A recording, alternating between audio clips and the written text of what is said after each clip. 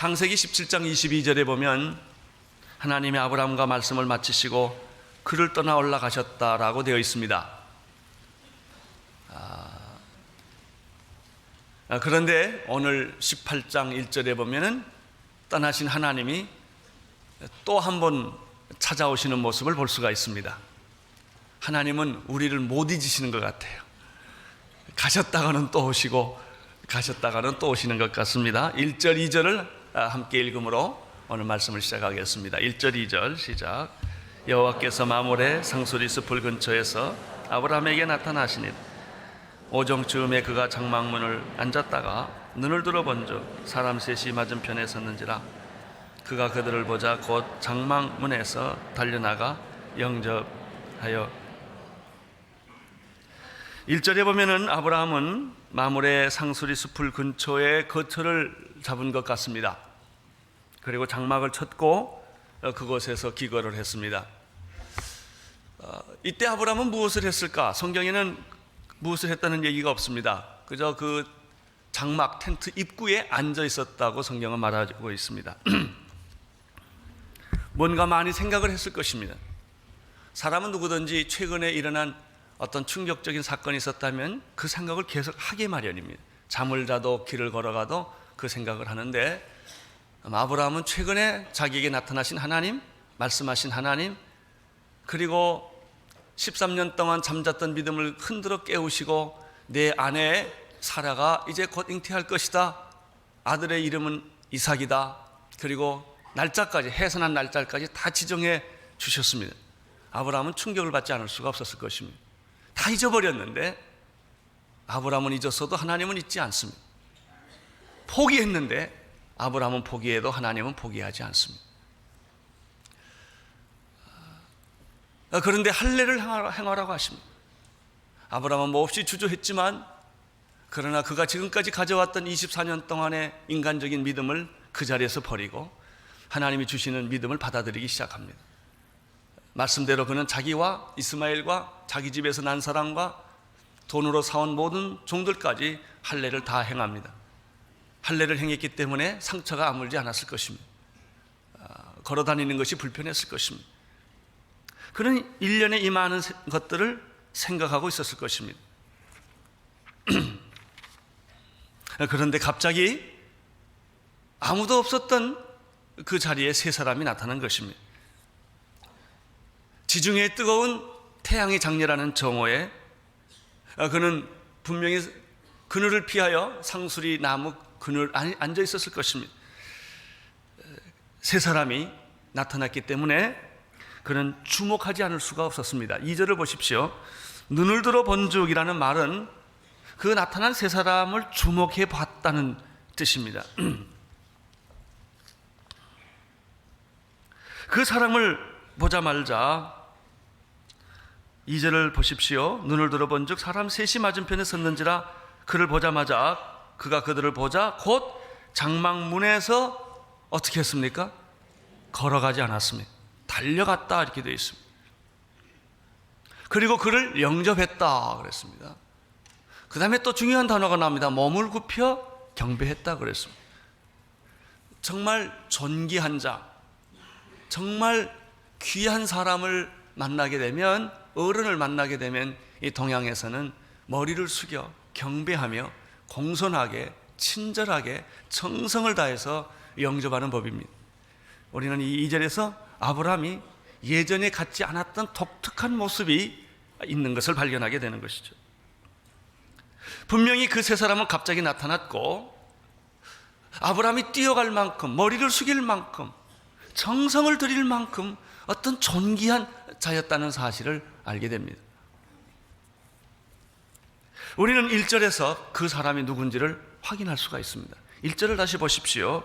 여호와께서 마므레 상수리 숲을 근처에 아브라함에게 어떻게 했어요? 나타났죠. 이 나타난 분은 하나님이라는 것입니다. 지금까지는 지난 24년 동안 하나님이 아브라함에게 나타날 때는 말씀으로 나타나셨습니다. 음성으로 나타나셨습니다. 아브라함아 아브라함아 너는 갈대아 우르를 떠나라.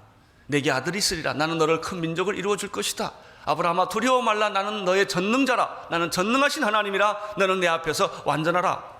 그때마다 아브라함은 그 하나님의 임재를 느꼈죠. 말씀이 곧 임재였던 것입니다. 하나님의 음성을 들을 때 그는 바로 그 하나님이 여기 계신다는 사실을 그는 확인할 수가 있었습니다. 그 하나님은 지금도 마찬가지입니다.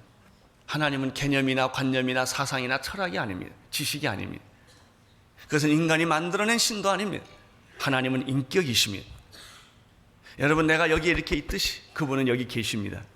지금 여러분과 함께 계십니다. 사람이 말이죠, 눈에 앞에서 보는 얘기하고 그 사람 없을 때 얘기가 달라요. 그 사람 없을 때 함부로 말합니다. 근데 그 사람이 있으면 함부로 말 못합니다. 눈을 보고 얘기하면 없을 때 얘기하는 거하고 전혀 다릅니다. 여러분, 예배란 그냥 하나님 생각하고 드리는 것이 아니라 하나님의 임재가 여기 있음을 믿고 예배 드리는 것입니다. 그분은 여기 계십니다. 여러분을 보고 계십니다. 지금까지 아브라함이 경험했던 하나님을 말씀하시는 하나님이었습니다. 그러나 오늘 1절과 2절에서 아브라함은 독특한 하나님, 독특한 방법으로 자기에게 오시는 하나님을 만나게 됩니다. 그것은 직접 하나님이 사람의 형상으로, 그것도 세 사람의 모습으로 눈에 보이게, 귀에 들리게, 손으로 만지게 하나님이 오셨다는 것입니다. 욥기 42장에 보면은 욥이 고난을 겪을 때는 하나님은 귀로만 하나님을 알았습니다. 내가 귀로만 들었더니 이제는 나의 눈으로 보옵나이다. 대부분의 많은 사람들의 신앙은 머리에만 있습니다. 관념에만 있습니다. 그러나 정말 고난을 겪고 고통을 겪고 여러 가지 위기 상황을 겪으면서 그 하나님은 귀로만 듣는 하나님이라 내 눈으로 보는, 손으로 만지는 그런 하나님인 것입니다. 히브리서 13장 1절 2절에 보면 사랑하라 그리고 남을 대접하라 그러면서 부지 중에 천사를 대접한 이들이 있느니라 라는 말씀을 합니다. 이것은 아브라함이 천사를 부지 중에 대접한 이야기입니다. 그렇게 따져보면 그 세 사람의 모습은 한 분은 하나님이시고 두 분은 천사일 수가 있습니다. 그분이 오신 것입니다. 아브라함은 보통 사람이 아니라는 걸 직감을 했습니다. 그는 그 자리에서 달려갈 수밖에 없었고 머리를 숙일 수밖에 없었고 그분을 지극히 환영할 수밖에 없었습니다. 이것이 예배입니다. 예배란 무엇인가? 하나님을 생각해서 오는 것이 아니라 하나님을 보고 하나님을 느끼고 그리고 그분에게 무릎을 꿇고 경배하고 찬양하고 예배를 드리는 것입니다. 아브라함에게 나타난 하나님은 이방의 신들처럼 저 멀리 계시고 무섭고 두려운 그런 하나님이 아닙니다. 겁을 주시는 로마의 신과 같은, 로마의 신화나 그리스의 신화와 같은 그런 신이 아니고 구약에 나타난 바알 신이나 아세라 목상이나 마루둑이나 이런 신과 전혀 다른 말씀하시는 인격자이신 하나님이신 것을 우리가 알 수 있습니다. 내가 두려워할 때 두려워하지 말라고 말씀하시고 의심할 때 나를 다독거려 주시고 하나님의 말씀을 잃어버렸을 때 하늘의 별을 보여주시면서 격려하시고 내가 믿음의 잠을 자고 있을 때 깨워주시는 그런 자상한 친절한 인격적인 하나님은 이방의 하나님하고는 전혀 다릅니다. 놀랍게도 그 하나님은 내가 필요하면 사람의 모습으로 오시기도 합니다. 예수님께서 그렇게 말씀하신 적이 있었어요. 내가 배고플 때 너희들은 나에게 먹을 걸 주었고 내가 헐벗었을 때 입을 것을 주었고 내가 감옥에 갇혔을 때 너는 나를 돌아봤나이다. 주님, 언제 그런 일이 있었습니까? 지극히 작은 소작이 한 것이 곧 나에게 한 것이라. 하나님은 사람으로 가끔 오십니다. 그렇습니다. 이런 하나님의 놀라운 인격적인 특성이 먼 훗날 팔레스틴 땅에 사람의 몸을 입고 이 땅에 태어나신 예수 그리스도가 바로 그 하나님이십니다. 그는 하나님이셨지만 사람의 모습으로 그는 하나님의 위치를 버리고 인간과 똑같은 모습으로 세상에 오셔서 십자가에 못 박혀 돌아가신 분이 바로 예수 그리스도이십니다. 이렇게 찾아오신 하나님을 아브라함은 영접하는 태도도 아브라함이 다릅니다. 2절을 다시 보십시오.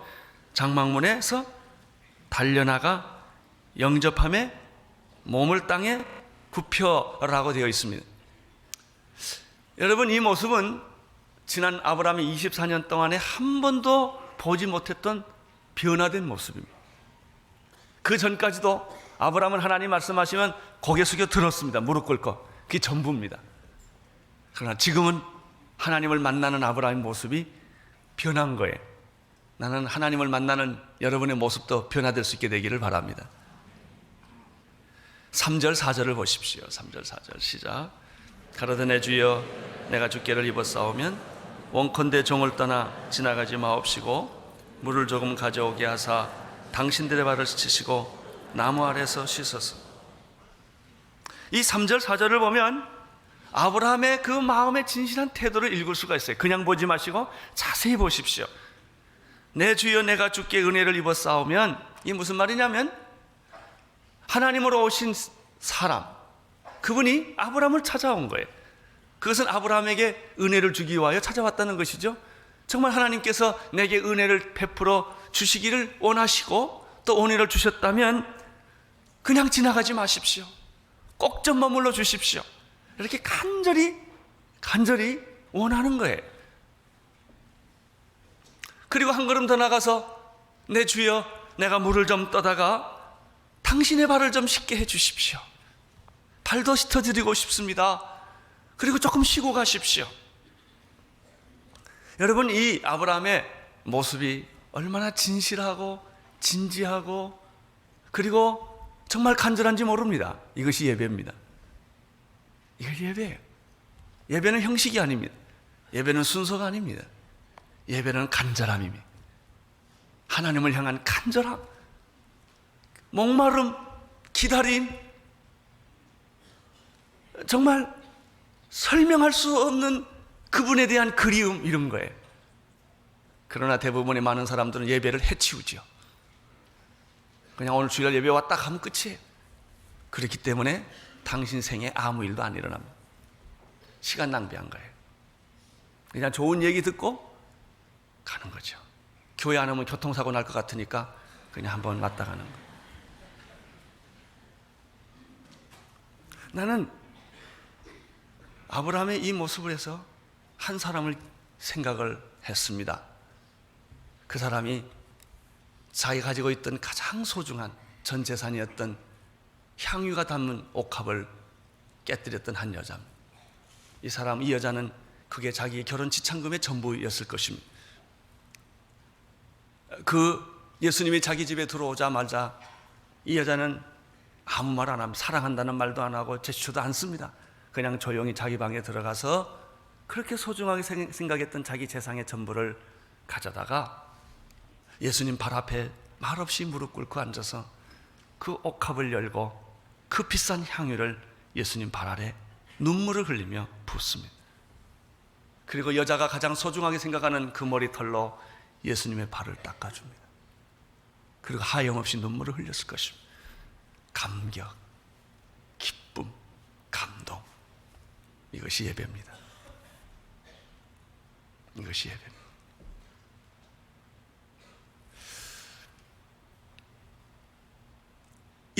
이 여자가 예수님에게 발에 향유를 쏟고 눈물로 머리로 닦는 모습을 보고 사회주의자였던, 그리고 공산주의적인 사상을 가지고 있었던 가룟 유다가 이렇게 말합니다. 저렇게 값비싼 향수를 어떻게 낭비를 하는가? 저 향유를 팔아서 가난한 자에게 주어야 함이 마땅하지 않는가? 요즘 우리들이 세상에서 매일 듣는 얘기입니다. 여러분, 가룟 유다는 거룩한 낭비가 무엇인지 몰랐던 사람. 어떤 사람은 교회가 너무 사치스럽다, 예배를 왜 그렇게 드리냐, 가난한 자를 생각해야지. 예수님이 이렇게 말했습니다. 가난한 자는 너희와 항상 있다. 이 여자는 나에게 장례식을 치르는 것이다. 이 여자의 믿음이, 이 여자의 행위가 내 복음이 전해지는 곳마다 전하라. 예수님은 그렇게 해석을 해주셨습니다. 그렇습니다. 여러분, 정말 하나님을 향한 거룩한 낭비가 있을 수 있습니다. 사랑하는 사람들에게 꽃을 갖다 주는 것이 낭비입니까? 뭐 아무 데서나 국밥 먹고 말지 꼭 뭐 돈 들여서 좋은 데 가서 먹을 거 뭐 있어요? 사랑하기 때문에 그 여자에게 돈을 쓰고 싶은 거예요. 사랑하기 때문에 낭비처럼 보이지 모르지만 나의 마음을 다 드리고 싶은 거예요. 그걸 누가 정죄하겠습니까? 이것이 신앙입니다. 그것이 예배입니다. 나는 또 한 사람을 생각합니다. 제자들의 발을 씻었던 예수님이. 예수님은 저녁을 잡수던 중에 갑자기 일어나셔서 허리에 수건을 띠시고 대야에 물을 담아다가 사랑하는 제자들의 발을 씻어주기 시작했습니다. 예수님이 발 씻어주는 때 설명하지 않았어요. 자기 하는 행동을 이해시키지 않았어요. 침묵하면서 그는 제자들의 발을 씻어주기 시작을 했습니다. 그것이 사랑이고 그것이 예배입니다. 그것이 헌신입니다. 예수님은 여러분의 발을 씻어주기를 원하십니다. 지금 아브라함은 자기 앞에 나타난 인간으로 오신 하나님을 보고 너무너무 놀랍고 당황하고 감격하고 어쩔 줄을 몰라서 우선 뛰어가서 환영을 하고 인사를 합니다. 내가 은혜를 당신에게 입었었다 하면 지금 여기를 떠나시면 안 됩니다. 조금이라도 머물러 계십시오. 내가 물을 떠다가 당신의 발을 씻을 것입니다. 그리고 나무에 조금 쉬셨다 가십시오. 여러분, 이러한 베드로의 모습은 예전에 전혀 찾아볼 수 없었던 변화된 모습입니다. 5절을 보십시오. 5절 시작. 내가 떡을 조금 가져오리니 당신들의 마음을 쾌활하게 하신 후에 지나가서서 당신들이 종에게 오셨음이니이다. 그들이 가로되 내 말대로 그리하라. 아브라함은 사람으로 오신 하나님에게 발을 씻어드릴 뿐만 아니라 떡도 좀 대접하고 싶은 마음이 생겼습니다. 그리고 그들을 좀 유쾌하게 해드리고 싶은 마음이 있었습니다. 그래요. 정신이 없는 거, 떡도 드리고 싶고 고기도 드리고 싶고 물도 떠서 발도 씻어드리고 싶고 이분이 좀 여기 조금 계셨으면 좋겠고 이런 마음이 지금 아브라함 마음에 가득 찼어요. 여러분이 이 세상에 살면서 누구한테 그런 마음을 가져본 일이 있으세요? 당신 아내한테 그런 마음 가졌어요? 당신 남편에게 그런 마음을 가져본 일이 있습니까? 대부분 사람은 없이 그냥 사는 거예요. 그냥. 여러분 집에 오는 손님한테 그런 대접을 해본 일이 있습니까? 없어요. 그래서 우리의 삶은 삭막하고 외롭고 고독한 거예요. 그런 대접을 받아본 일도 없고 내가 그렇게 대접을 해본 일도 없거든요. 다 나를 위해 살아왔고 이해관계가 되면 만났지요. 조건 없이 사랑으로. 그렇게 해본 일은 우리 생에 별 기억이 없다고요. 그렇게 하니까 이 세 사람이 이렇게 말하면 내 말대로 그리하라 그러죠. 예배란 드림으로 다 되는 게 아니라 하나님이 받아야 예배가 됩니다. 내가 아무리 드리면 뭐랍니까? 그분이 안 받으면 어떡하겠어요? 하나님이 받으셔야 예배입니다. 바리새인들의 예배는 하나님이 거절했습니다. 그러나 과부의 예배는 받아주셨습니다. 세리의 예배는 하나님이 받아주셨습니다. 나는 오늘 여러분이 드리는 예배가 하나님께 받아지시기를 축원합니다. 만약 여러분이 드리는 찬송, 기도, 헌금이 아무리 좋을지라도 하나님이 노 땡큐 그러면 끝난 거예요. 하나님이 손이 짧아 구원 못하심도 아니요 하나님의 귀가 둔하여 듣지 못하심도 아니라 내가 기도할지라도 내가 듣지 않는 까닭은 내 안에 죄가 있기 때문이다. 무수한 재물이 내게 무슨 유익이 있으랴. 나는 피에 지쳤다 제사에 지쳤다. 그런 예배 드리지 말아라. 정성이 없는 예배, 마음이 없는 예배, 진실이 없는 쇼는 내가 원하지 않는다. 이 아브라함의 정성, 아브라함의 진실이 그 사람들에게 전달된 거에 그대로 하라. 이때부터 아브라함은 신이 난 거예요. 신이 난 거예요. 6절, 7절을 보십시오. 어떻게 신났는가를 좀 보겠습니다. 시작. 아브라함이 급히 장막에 들어가 사닥에 이르러 이르되 속히 고운 가루 세 아스를 가져다가 반죽하여 떡을 만들라 하고, 아브라함이 또 짐승떼에 달려가서 기름지고 좋은 송아지를 취하여 하인에게 주니 그가 급히 요리한지라. 여기 6절 7절에 보면 이것도 좀 자세히 볼 필요가 있어요. 아브라함의 모습을 아주 몇 가지에서 드러나는 게 있어요. 우선 아브라함이 신이 났다는 것입니다. 예배란 신나는 거예요. 아브라함이 급히, 여기 급히란 말이 있고요. 속히 급히 요리해라, 뭐 이런 말이 계속 나옵니다. 아브라함은 그 말을 듣자마자 자기 부인이 있는 식당 그 장막 안으로 그냥 급히 들어갑니다. 아마 들어가면서 신발 하나를 벗었는지도 모르겠습니다. 그리고 그냥 말을 그냥 막 떠듬떠듬해. 여보 지금 빨리 밀가루 반죽해가지고 떡, 그러고 나갔어요.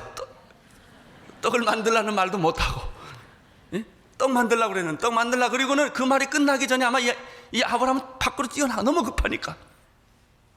다 그다음에 급한 얘기는 그 다음에 또 나와요. 아브라함이 하인을 시켜서 짐승을 안 잡아요. 너무 급하니까. 자기가 직접 짐승떼에 가가지고 달려가서 기름지고 좋은 송아, 제일 좋은 걸 잡아가지고는 하인에게 주면서 급히 요리를 만들어라. 이게 예배입니다. 예배는 그렇게 점잖 떠는 게 아닙니다. 흥분하는 거예요. 왜? 하나님이 여기 계시기 때문에. 우리의 예배는 하나님이 저기 계시는데 그냥 가까스로 생각해서 기억해 주는 거예요. 사람이 눈앞에 안 보이면 벨소리를 다 합니다. 그러나 참된 예배란 하나님이 멀리 계신 게 아니고 여기 계시고요, 내 말을 들으시고 내 숨소리를 들으시고 내 호흡을 들으시고 내 생각을 아시고,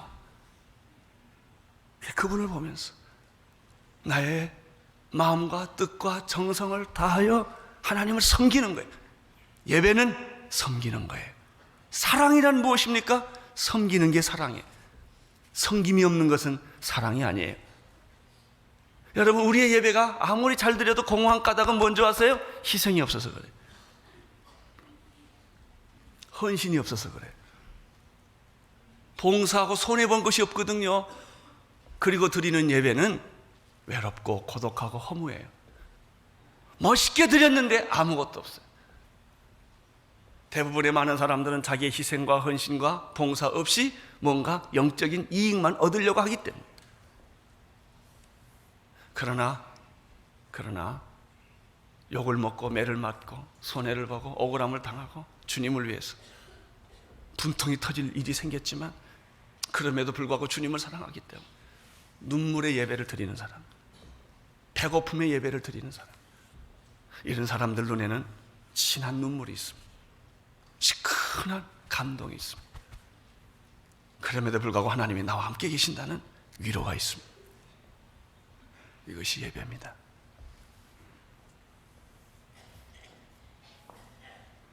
나는 이렇게 뛰고 날고 흥분한, 나는 이 아브라함의 모습을 그림을 그리거나 영화로 찍고 싶어요. 아마 분명히 그는 옷 한 대가 어딘가 나왔을 거예요. 단추를 제대로 못 잡은겼을 것이고. 그래요. 우리는 너무나 지성적이고 너무나 고상했는데 문제가 있어요. 우리는 너무나 생각을 많이 해요. 너무나 많이 따지고 있어요. 그래서 예배는 없는 거예요. 형식은 있어도 예배는 없어요. 나는 이 사람을 보면 또 생각나는, 신약에 생각나는 사람이 하나 있습니다. 삭개오예요. 부자였고 권력이 있었고 세리장이었던 이 사람. 그러나 육체적으로 불구였고 외로웠고 고독했던 이 사람은 예수를 만나보고 싶었어요. 창피를 무릅쓰고 그는 뽕나무에 올라갔습니다. 멀리서 오신 예수님, 그는 나를 못 알아볼지라도 나는 그분을 보고 싶다. 삭개오는 아마 나무 뒤에 숨어서 예수를 보고 있었을 것입니다. 근데 예수님이 삭개오가 올라간 뽕나무 밑으로 왔을 때 갑자기 삭개오를 쳐다보면서 삭개오야 속히 내려오라. 내가 오늘 내 집에 유하여야겠다. 이게 예배입니다. 삭개오는 이 말을 듣는 순간 너무너무 놀라서 그 자리에서 급히 내려왔어. 예수님이 말하기도 전에 삭개오가 흥분해서 이런 말을 합니다. 예수님, 내 재산의 반은 가난한 자에게 주겠습니다. 그리고 내가 누구에게 토색한 일이 있거든 4배나 갚겠습니다. 이것이 예배입니다. 왜? 그는 예수를 만났기 때문에. 아브라함은 하나님을 만났습니다. 여러분은 누구를 만났습니까? 여러분의 예배드리는 대상은 누구십니까?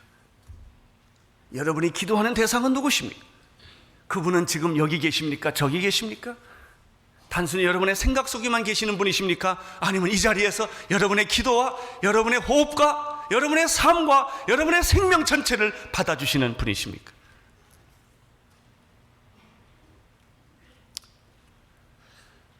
8절을 보십시오. 8절 시작. 아브라함이 버터와 우유와 하인이 요리한 송아지를 가져다가 그들 앞에 진설하고 나무 아래 모셔 섬에 그들이 먹으니라. 이제 준비가 다 됐습니다. 급한 요리였습니다. 나무 그늘 밑에 차려놓은 상에다가 한 상 차려놓으니까 그들이 먹기 시작했다는 것입니다. 여러분, 사랑이라는 게 무엇입니까? 섬김이에요. 섬기지 않는 사랑은 없습니다. 희생이라는 게 무엇입니까? 사랑이라는 건 희생이에요. 예배란 무엇입니까? 봉사하는 거예요. 섬기는 거예요.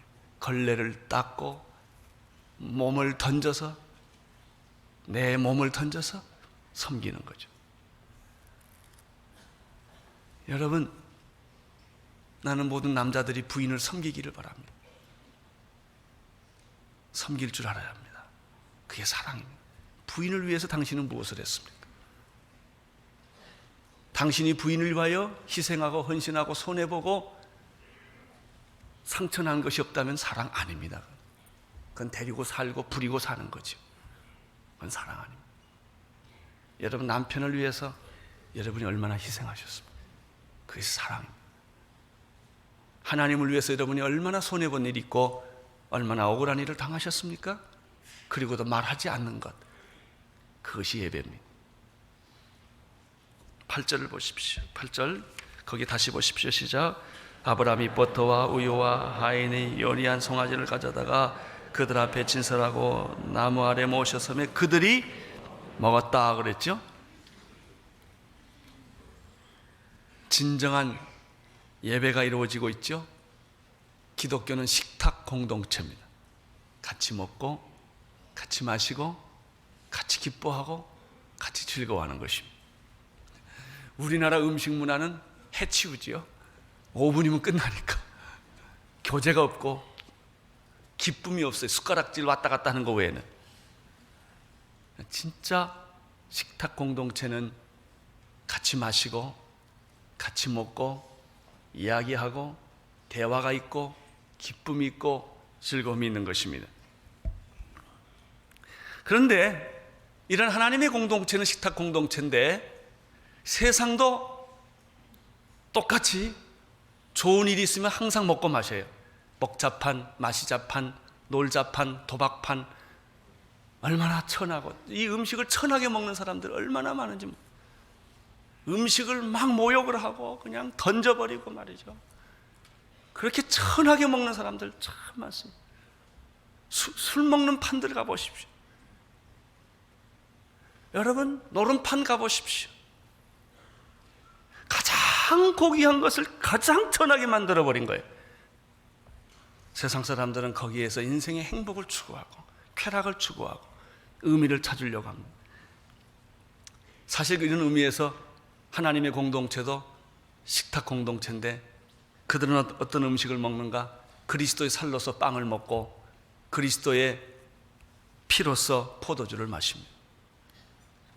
그들은 그리스도의 몸을 먹고 그리스도의 사랑을 마시는 그런 놀라운 새로운 공동체입니다.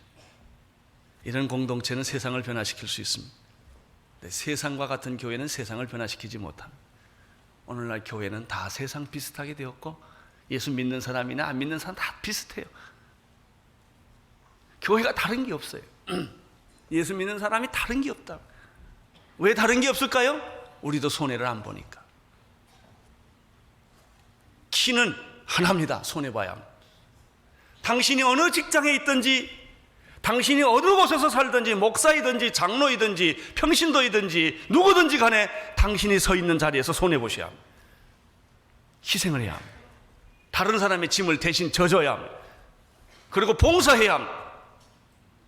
당신이 예수 믿었다는 이유 때문에 그 자리에서 밀려가야 합니다. 그러면 그 세상은 하나님의 세상이 됩니다. 하나님 이용해서 부자 되고, 하나님 이용해서 건강하고, 하나님 이용해서 다 잘 됐다면 세상은 안 변합니다.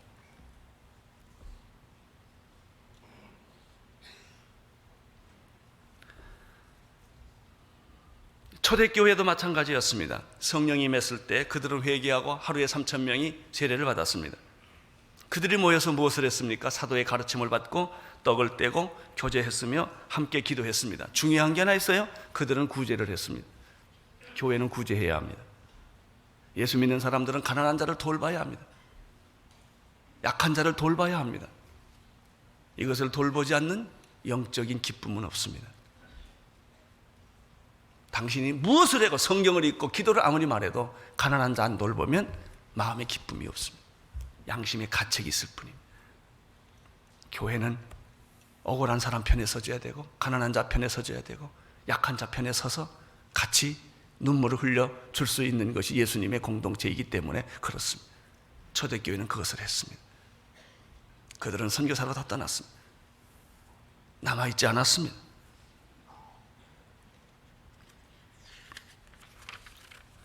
구절을 보십시오. 9절 시작. 그들이 아브라함과 내 안에 사례가 어디 있느냐? 대답하네. 장막 안에 있나이다. 다 잡수시고 나서야 하나님이 자기 목적을 말합니다. 내 안에 사례가 어디 있느냐 이렇게 말합니다. 처음부터 와서 묻지 않았습니다. 여기서 우리가 배우는 놀라운 진리 하나가 있습니다. 하나님과 우리와의 교제가 있어야 사명이 있다는 것입니다. 어떤 사람은요, 제가 이제 오늘 이렇게 목회를 하다 보면 제 방에 편지도 많이 오고 도움을 요청하는 사람도 많이 오시고 뭐 아이디어를 가진 사람도 많이 옵니다. 목사님 이것도 하십시다, 이것도 하십시다. 뭐 우리 교회 지붕이 없습니다. 집을 줘 주십시오. 별의별 사람들이 많이 옵니다. 다 이 얘기를 들어보면 그럴듯해요. 제가 대답하는 말은 딱 하나입니다. 그런데요, 내가 선생님을 잘 모르는데요. 저 오늘 처음 뵀는데요. 이 사람은 처음 보자마자 나한테 뭘 해달라는 거예요. 알아야 뭘 하죠. 저하고 선생님하고 그 정도 일을 하려면 몇 년을 사귀어야 합니다. 제가 웃으면서 그래요.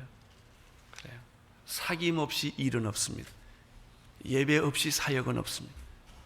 하나님과의 관계의 깊은 관계 속에 있을 때만 사역은 열매를 맺는 것입니다. 우리는 하나님과 관계를 맺지 않고 자꾸 일만 하려고 하는 것이죠. 식탁의 교제가 풍성해졌을 때 그 세 사람은 이렇게 말합니다. 사라가 어디 있느냐? 장막 안에 있습니다. 11절 12절을 보십시오. 10절을 보십시오. 시작. 그가 가라사대 기한할 때 내가 정녕 내게로 돌아오리니 내 안에 사라에게 아들이 있으리라. 사라가 그 뒤 장막문에서 들었더라 이렇게 되어 있습니다. 여러분, 이 세 사람이 세 사람으로 오시니 하나님께서 뭐라고 말씀하셨죠? 내 안에 사라에게 뭐가 있으리라? 아들이 있으리라. 아들이 있어요. 하나님께서 정말 지겹도록 하시는 말씀은 언제나 한 가지예요. 아들이 있을 것이다.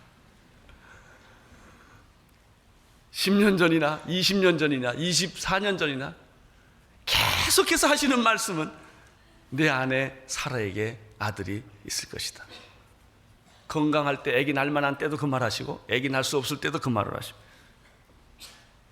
하나님이 여러분에게 지겹게 하시는 말씀이 하나 있어요. I love you. 난 널 사랑한다. 난 널 잊지 않는다. 난 널 버리지 않는다. 나는 약속을 꼭 지킬 것이다. 내 아들을 죽일지라도 난 널 사랑할 것이다. 나는 다시 돌아온다. 하나님이 지금도 여러분에게 주시는 말씀은 무엇인 줄 아세요? 두려워 말라. 난 널 사랑한다. 나는 너를 잊어본 일이 없다. 난 널 포기하지 않는다. 난 널 사랑한다. 아브라함에게 하나님이 지겹게 하는 말이 뭔 줄 아세요? 아들이 있을 것이다. 아들이 있을 것이다. 아들이 있을 것이다. 그 사라가 그 얘기를 장막 뒤에서 들었습니다. 11절 12절을 보십시오. 시작. 아브라함과 사라가 나이 많아 늙었고 사라가 경선을 끊어졌는지라 사고라 사라가 속으로 끄지되 내가 노쇠하였고 내 주인이 늙었으니 내게 어찌 낙이 있으리요. 이 말을 듣고 장막 뒤에서 사라가 속으로 생각합니다. 아니 아브라함도 나이가 많이 늙었고 나도 경수가 다 끊어졌는데 아니 이 나이에 임신하여 아기를 갖는다니. 그리고 사라가 속으로 웃었다 그렇게 되어 있습니다. 이러한 내용은 바로 얼마 전에 아브라함도 똑같았습니다. 결론이 무엇입니까? 사라는 믿음이 없다. 하나님은 믿지요. 하나님 능력을 믿지 않았습니다. 여러분 하나님 믿으시죠? 하나님 능력을 믿지 않으시죠? 정말 믿으세요?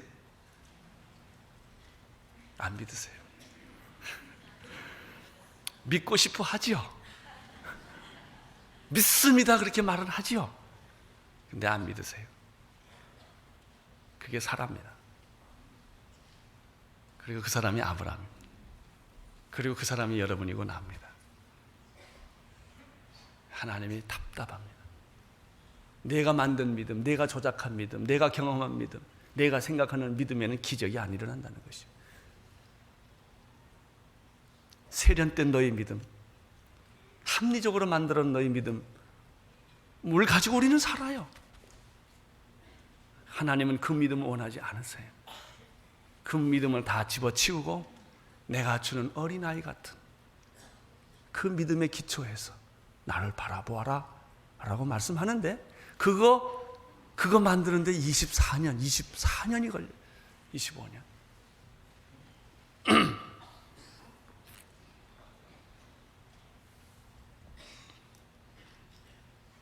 아브라함이 하나님을 안 믿었습니다. 하나님의 능력을 안 믿었습니다.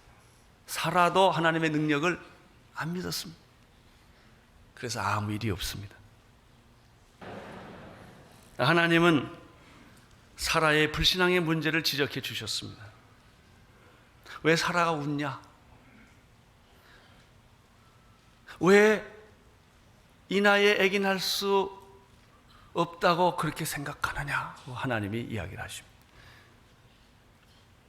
여기서 굉장히 중요한 사실 또 하나 배웁니다. 부인이 믿음 좋다고 남편 믿음 좋은 거 아니라는 거예요. 남편이 믿음 좋다고 아내가 자동적으로 믿음 좋아지지 않습니다. 남편은 남편이고 아내는 아내입니다. 어떤 부부가 아주 고민이 많으냐면 믿음 좋은 부인을 가진 남편이에요. 그럼 못 따라가니까 자꾸 갈등이 생겨요. 믿음 좋은 남편을 가진 믿음 없는 부인, 참 고민이 많습니다. 남편이 이상한 짓을 하니까 돈을 자꾸 갖다 주고, 부인이 교회에다 돈 몰래 자꾸 갖다 주니까 아니 내가 벌어다 놓은 돈 너 왜 자꾸 교회에다 갖다 주냐? 이해를 못합니다. 14절을 보십시오. 여호와께서 능치 못한 일이 있겠느냐? 기한이 이를 때 내가 내게 돌아오리니 사라에게 아들이 있으리라. 우리 하나님은 똑같은 얘기를 또 합니다. 그래요. 이것은 인간을 향하신 하나님의 항변이에요. 하나님께 능치 못한 일이 있겠느냐? 이 말씀은 또 누구에게 있었느냐면요, 먼 훗날에 마리아에게 있었어요. 천사가 나타나서 내게 아들이 있으리라. 마리아가 대답하면 나는 남자를 경험한 일이 없는 여자인데 어떻게 이런 일이 있을 수가 있겠습니까? 그때 천사가 말합니다. 하나님의 말씀에 능치 못함이 있겠느냐? 그때 마리아가 깨닫고 주의 계집종이오니 그 말씀대로 이루어지이다 말하는 순간에 예수가 잉태하죠. 오늘 하나님은 여러분에게 항변합니다. 내가 못할 게 무엇이 있겠느냐? 내가 하나님인데 너는 왜 나를 믿으면서도 내 능력은 믿지 않느냐? 내가 하나님인데 내게 능치 못한 일이 있겠느냐? 하나님은 여러분들에게 지금까지 여러분이 정성껏 쌓아놓은 인간적인 믿음을 포기하기를 원합니다. 그리고 내가 주는 어린아이 같은 믿음을 갖게 되기를 원하십니다. 15절을 보십시오. 사라가 두려워서 승인치 아니하여 가로되 내가 웃지 아니하였나이다. 가라사대 아니라 내가 웃었느니라. 최초로 하나님과 인간 사이에 생겨진 유머입니다.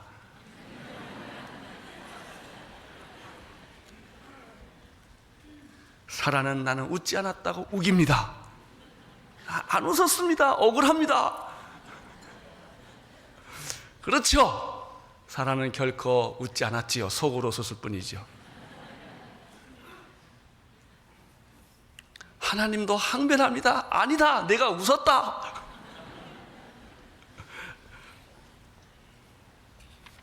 그렇습니다. 사라는 겉으로 웃지 않았지만 그가 분명히 한 게 있어요. 속으로 웃었고 하나님을 안 믿었다는 것입니다. 20년, 30년 교회에 나오시는 분도 가만 하는 걸 보면 하나님 능력 안 믿는다는 모습이 곳곳에서 보입니다. 그 말하는 거 가만 들어보면 저 사람 하나님 있나? 목사인데 그 말하는 걸 보면 하나님 없어요. 말하는 거 보면 장로인데 저렇게 안 믿어요.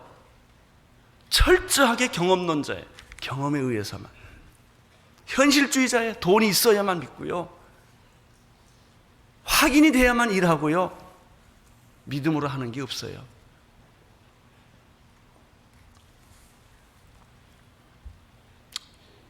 오늘 나는 이 시간에 지금까지 정성껏 쌓아오신 여러분의 조작된 믿음, 인위적인 믿음, 여러분이 만든 믿음을 쓰레기통에 집어넣으시기를 축원합니다. 버리세요. 그리고 어린아이 같은 순수한 진실된 그런 믿음을 받아들이십시오. 그 믿음 안에는 어린 양 예수 그리스도께서 여러분을 기다리고 계십니다.